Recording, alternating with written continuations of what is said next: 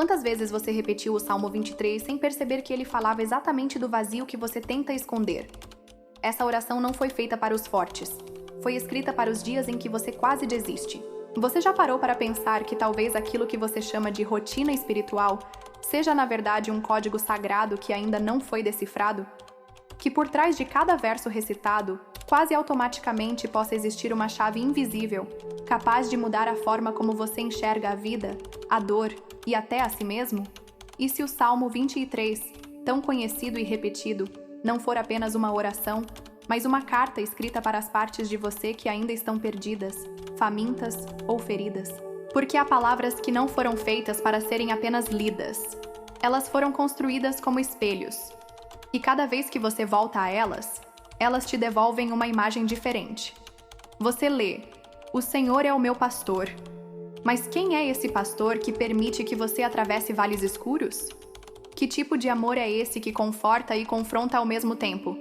Você diz que crê, mas até onde vai essa crença quando tudo silencia? Quando ninguém vê? Quando o chão desaparece? Você já percebeu que algumas lições da vida chegam como consolo, e outras como terremoto? Talvez seja por isso que este salmo tenha sobrevivido ao tempo. Não porque seja bonito, mas porque carrega dentro dele feridas abertas e curas veladas. Cada linha que você achava que entendia pode revelar um significado novo quando você está cansado, decepcionado ou à beira de desistir. E, ironicamente, é nesse limite que ele começa a fazer sentido de verdade. Existe algo escondido entre as palavras. Algo que só se revela para quem já andou por vales profundos e sentiu medo de não sair. Esse vídeo não é sobre religião. É sobre revelação. Sobre aquela voz interna que te chama de volta, mesmo quando você já não ouve mais nada. E se você ignorar essa voz, talvez continue vagando. Mas se tiver coragem de escutar, prepare-se. Nada em você permanecerá como antes. Então não se distraia. Cada segundo a partir de agora pode ser o fio que liga os pedaços soltos da sua história. Há verdades aqui que só aparecem quando você decide ir até o fim. E enquanto muita gente apenas repete esse salmo, poucos o vivem. Mas hoje, talvez pela primeira vez, você esteja prestes a enxergar o que ele realmente queria te mostrar. Antes de começarmos, inscreva-se no canal e ative o sininho. Uma nova palavra pode transformar o seu dia, e talvez essa seja a de hoje. Houve um tempo em que eu repetia: "O Senhor é o meu pastor", como quem tenta se convencer de algo que ainda não sente. Era como dizer: "Estou bem", com um nó na garganta. Porque existe uma distância entre a frase e a fé. E entre o que dizemos com os lábios e o que vivemos no escuro da alma. Foi nesse intervalo, entre a oração decorada e o vazio do coração, que a primeira lição veio como um sussurro incômodo. Às vezes, confiar em Deus significa andar sem entender. Eu achava que ter fé era ter respostas, mas o Salmo começou a me mostrar que fé, de verdade, é continuar caminhando mesmo quando o chão se dissolve. Quando a luz não vem, quando a oração parece não passar do teto, quando tudo que você sente é silêncio. E foi nesse silêncio que eu comecei a perceber. O pastor nunca deixou de estar ali. Eu é que estava esperando que ele agisse como eu queria. Esperando um tipo de cuidado que cabia nas minhas expectativas humanas, mas não na sabedoria divina. Essa lição me rompeu por dentro, porque ela me mostrou que Deus não é um solucionador de problemas rápidos. Ele é presença. Presença que caminha junto, ainda que não explique. Presença que consola, ainda que não mude a dor de imediato. E talvez seja isso que o Salmo estava dizendo desde o início, mas eu só consegui ouvir quando tudo dentro de mim gritou por sentido. Confiar em Deus não é sentir paz o tempo todo. É saber que mesmo sem paz, Ele continua me conduzindo. Eu demorei para perceber que nada me faltará não significava uma vida sem perdas. Durante muito tempo, essa promessa soava como um contrato. Se eu fosse fiel, tudo daria certo. Mas a vida não é feita de contratos. É feita de processos. E às vezes, Deus nos permite perder aquilo que parecia essencial só para revelar o que é eterno. O que me faltava, na verdade, era entender que a ausência de algo não era abandono, era direção. Foi difícil aceitar que ele poderia estar me guiando justamente pelos caminhos que eu mais tentei evitar. Eu pedia caminhos planos. Ele me levava por vales estreitos. Eu buscava controle. Ele me oferecia entrega. E foi aí que outra lição me rasgou por dentro. Deus não trabalha para satisfazer as minhas expectativas. Ele age para restaurar a minha essência. E isso dói. Dói porque quebra o orgulho, desmonta o ego e me obriga a confiar sem garantias. Hoje eu olho para trás e entendo. Aquilo que me foi tirado não era castigo, era purificação. Deus não quer apenas que eu me sinta bem. Ele quer me tornar inteira. E por mais contraditório que pareça, as maiores curas da minha vida começaram nas faltas. Foi quando tudo me faltou que eu descobri o que realmente me sustentava. Há um verso que diz: deitar-me faz em verdes pastos. Durante muito tempo, eu associei isso a descanso e abundância. Mas um dia, algo mudou. Eu estava exausta. Não de trabalho, mas da alma. Cansada de me obrigar a ser forte, de fingir paz onde havia ruído. E foi nesse cansaço que entendi a terceira lição. Às vezes, Deus nos faz parar à força, não por punição, mas por misericórdia. Porque se Ele não nos deita, nós seguimos sangrando de pé. Eu estava lutando por tudo, menos por mim. Empurrando a vida no automático, tentando resolver o mundo, enquanto minha alma implorava por silêncio. Foi nesse silêncio forçado que Ele me colocou em pastos que eu não escolhi. Momentos onde não havia barulho, distração ou performance. E ali, no lugar onde nada parecia acontecer, algo começou a se restaurar. Era como se a alma, enfim, pudesse respirar sem precisar explicar nada para ninguém. Não foi fácil aceitar esse tipo de cuidado. Eu cresci achando que amor era movimento, era fazer, era produzir. Mas o pastor, com sua delicadeza firme, me ensinou que amar também é permitir que o outro descanse. E foi assim que eu aprendi a descansar em Deus. Não porque tudo estava bem, mas porque Ele estava lá. Nem sempre a paz vem do que muda ao redor. Às vezes, ela nasce quando a alma finalmente aceita parar. Guia-me mansamente às águas tranquilas. Essa parte sempre me soou poética, quase leve demais. Mas um dia eu percebi que a palavra mais importante ali não era águas, nem tranquilas. Era guia-me. Porque eu não queria ser guiada. Eu queria controlar. Queria escolher o ritmo, o caminho, o tempo. Queria sentir que tinha domínio da minha jornada. Mas a vida foi me desmontando até que eu precisei admitir. Quem vive tentando se guiar sozinho, acaba se perdendo até de si. A verdade é que eu achava que confiava em Deus, até que Ele me pediu para entregar a direção. Não só dos meus planos, mas dos meus medos, dos meus prazos, das minhas certezas. E foi nesse lugar, onde tudo em mim gritava por controle, que Ele começou a me conduzir com firmeza e suavidade. Não era o caminho que eu teria escolhido, mas aos poucos, o que parecia desconfortável começou a revelar paz. Uma paz que não vinha da estrada, mas da presença que me guiava nela. Ser guiada exige entrega. E entrega exige renúncia, da pressa, do orgulho, da ilusão de saber tudo. Quando eu deixei de lutar para entender e comecei a apenas seguir, algo em mim se acalmou. Eu percebi que Ele sabia onde estava me levando, mesmo quando eu não via sinal nenhum. As águas tranquilas não são um lugar, são um estado de alma de quem aceita ser conduzido. Refrigera a minha alma. Eu lia isso e imaginava um alívio instantâneo, como se a dor fosse embora de uma hora para outra. Mas minha alma não precisava de vento fresco. Ela precisava de reconstrução. E foi então que eu entendi. Refrigerar, nesse contexto, não é aliviar, é restaurar. É pegar uma alma esgotada, rachada de dentro para fora, e lentamente devolvê-la ao seu eixo. E isso não acontece de forma rápida, nem bonita. Às vezes, vem através do quebrar completo. Eu me dei conta de quantas partes minhas estavam vivas por fora, mas mortas por dentro. Sorrisos sociais, fé automática, esperança emprestada de frases prontas. Por dentro, eu estava apagando e ninguém percebia. Mas Ele percebia.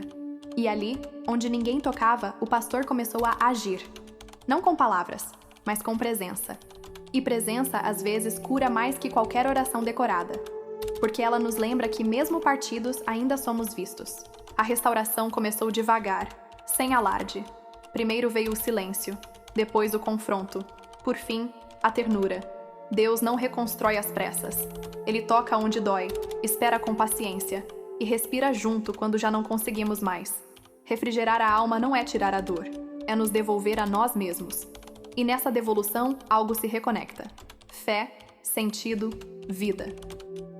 Guia-me pelas veredas da justiça por amor do seu nome. Confesso que durante muito tempo eu achava que justiça era ver o outro pagando pelo que fez comigo. Era esperar que Deus corrigisse o mundo lá fora enquanto eu sangrava por dentro. Mas o Salmo me mostrou algo desconcertante. Às vezes, a justiça de Deus não começa punindo o outro. Começa curando a nossa forma de enxergar. E isso, muitas vezes, dói mais do que a vingança que eu achava que queria. Eu comecei a perceber que algumas dores não estavam ali só porque alguém me feriu, mas porque eu me apegava à ferida como uma identidade. Eu era a vítima, a incompreendida, a que sempre se doava demais. Mas Deus, com sua justiça amorosa, começou a me mostrar onde eu também falhava. No orgulho, na autopiedade, na expectativa de ser salva pelos outros. E foi então que eu entendi que o caminho da justiça não é sobre castigar, é sobre purificar. Ele me guiou por veredas que me ensinaram a perdoar sem esquecer, a amar sem me anular, a recomeçar sem negar o que vivi. Não foi fácil. Cada passo parecia arrancar uma casca de dentro de mim. Mas havia um propósito invisível nisso tudo. Deus não quer que eu vença o outro. Ele quer que eu vença a mim mesma. E é por isso que essas veredas, mesmo estreitas, me levaram mais perto de quem eu sou nele. Ainda que eu ande pelo vale da sombra da morte, não temerei mal algum. Eu repetia isso como quem tenta se convencer de que é forte, mas por dentro, eu temia tudo. Temia perder, temia ser esquecida, temia ser fraca demais para continuar. E foi no meio do vale, quando todas as certezas desabaram, que a 7ª lição me atravessou com força.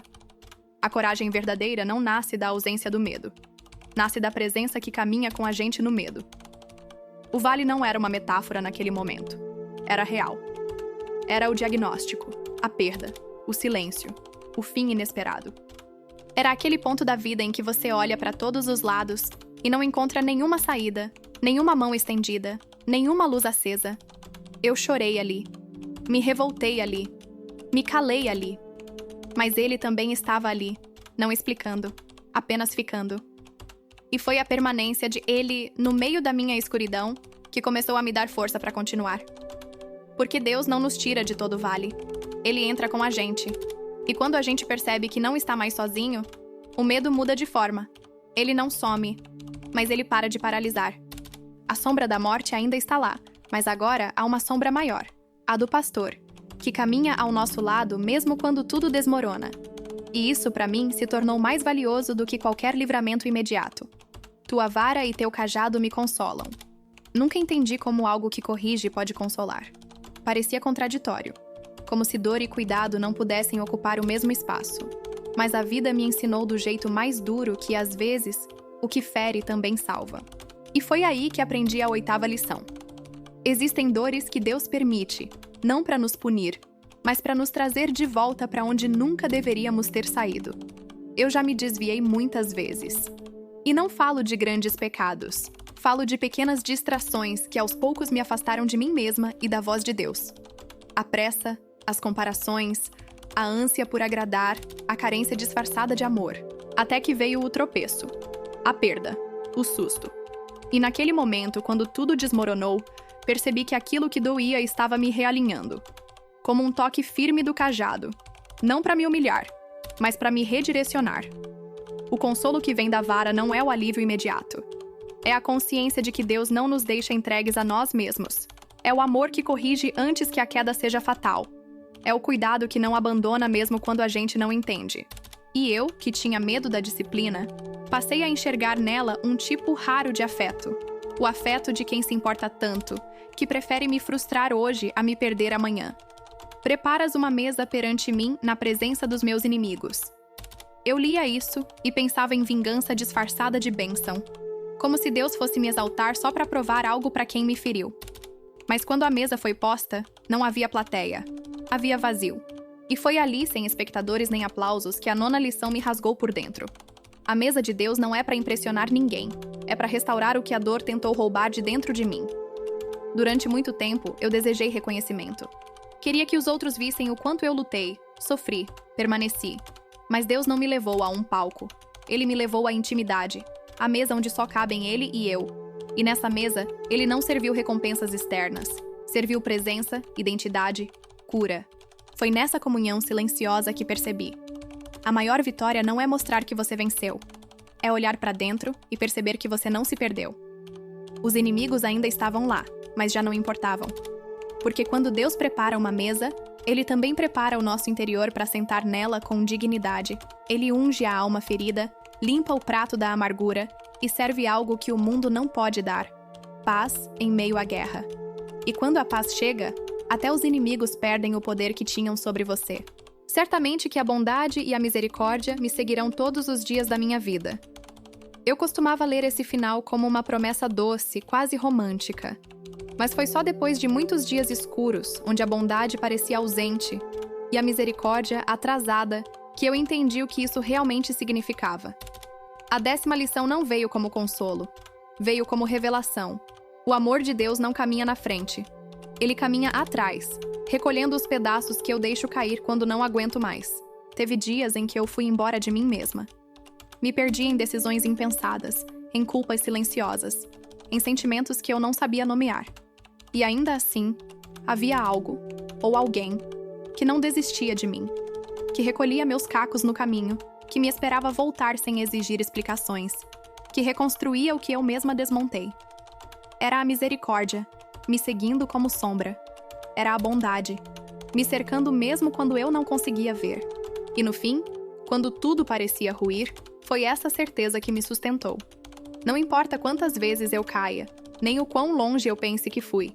A bondade e a misericórdia de Deus não sabem desistir. Elas me seguem, me alcançam, me levantam. E por isso posso continuar. Porque eu não caminho sozinha. Nunca caminhei. Algumas palavras não foram feitas para serem explicadas. Foram feitas para nos encontrar no escuro. O Salmo 23 não é apenas uma oração. É um espelho colocado bem no centro da alma. E quem ousa olhar por tempo suficiente, começa a ver algo além das palavras. Vê suas próprias cicatrizes pedindo sentido. Vê o pastor caminhando onde ninguém mais quis entrar. Porque no fim, não se trata de entender o Salmo, mas de permitir que ele nos entenda. Talvez você tenha passado por essas lições sem perceber que já as viveu em silêncio. Talvez agora, algo dentro de você esteja se movendo devagar, como quem reconhece um lugar esquecido. Não precisa nomear o que sentiu. Só sinta. Respire com a alma.